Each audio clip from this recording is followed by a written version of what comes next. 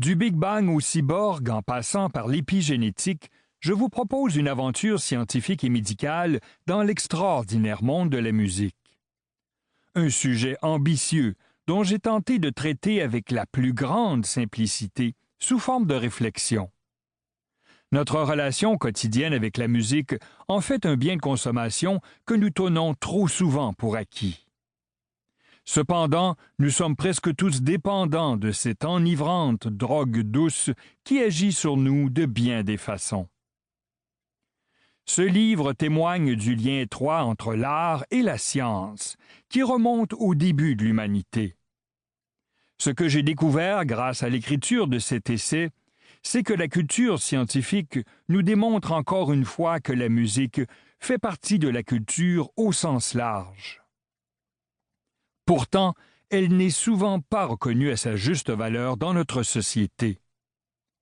L'éclairage qu'offre la science sur les origines de la musique, sur la manière dont elle agit sur nous, sur sa nature physique et sur le travail exploratoire pour la faire évoluer, prouve qu'elle est un apport majeur à notre culture.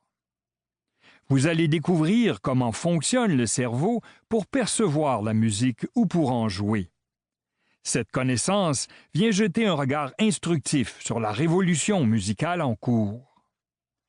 Elle sert à mieux comprendre comment l'intelligence artificielle fait son entrée dans le monde de la musique et comment les chercheurs peuvent cibler plus précisément la recherche en musicothérapie. Il sera beaucoup question de l'harmonie des sphères tout au long du livre. Ce concept philosophique rassemble pour moi toutes les pièces du puzzle. La musique est harmonie, tout comme le corps humain. D'ailleurs, le rôle de la musique n'est-il pas de rendre nos vies plus harmonieuses? Je raconte cette grande fresque sonore au travers de mon chemin de vie. Celui de physiologiste, de musicien et de journaliste scientifique et médical qui s'est interrogé toute sa vie sur les mystères de la musique. Pourquoi la musique a-t-elle une si grande emprise sur moi comme sur vous? La science a fait des pas de géant depuis quelques décennies et nous offre maintenant un portrait de plus en plus précis sur la façon dont la musique nous fait vibrer.